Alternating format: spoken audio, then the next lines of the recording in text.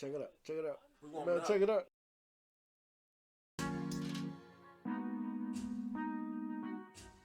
I'd say underwhelming, just frustrating. You know, there's a lot of things. Is never being fully healthy, never being able to put a consistent stretch together.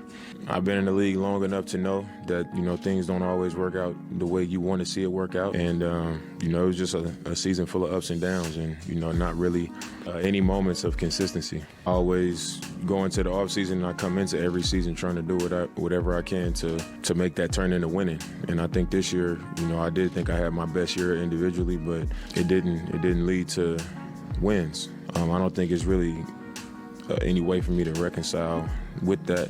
I don't have much of an appetite for building and, you know, guys 2 and 3 years away from really going after it. I just ain't interested in that, you know, being honest. And this is not a secret. I want a chance to go for it.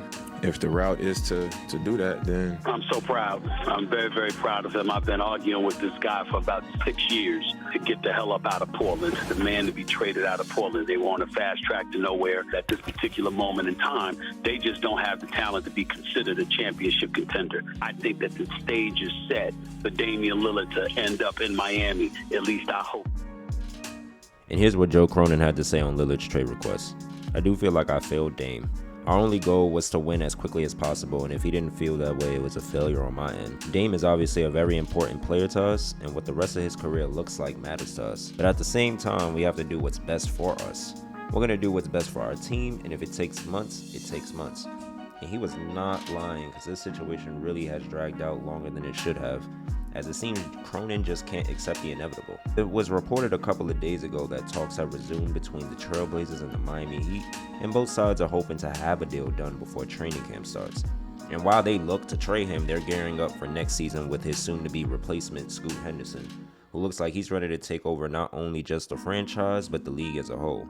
He averaged 16.5 points, 6.5 assists to go along with 5.4 rebounds in his 2 years in the G League.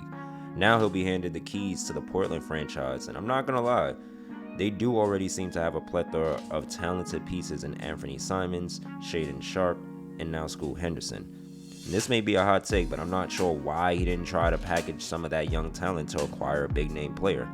And in my honest opinion, I would have tried to trade Scoot and Simons for Karl-Anthony Towns.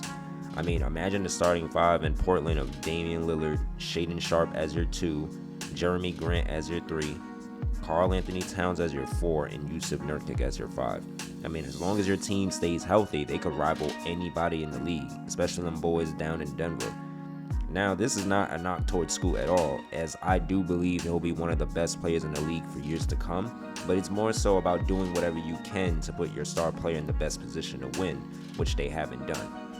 And to ensure they wouldn't be put into a position to win, they then extend Jerami Grant by 5 years for $160 million.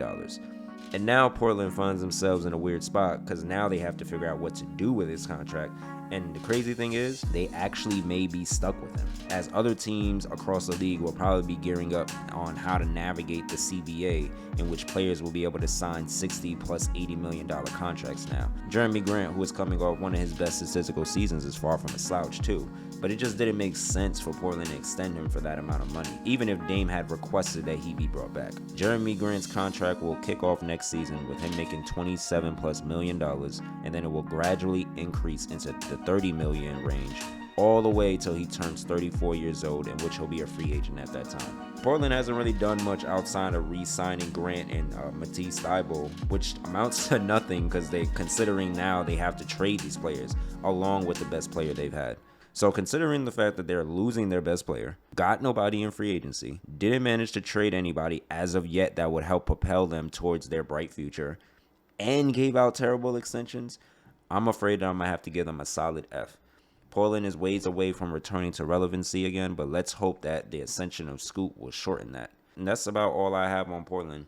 If y'all like this, hit that thumbs up and subscribe. It really helps me out in the long run, and I always appreciate it. Y'all stay tuned, and I'll catch you on the next one. Peace.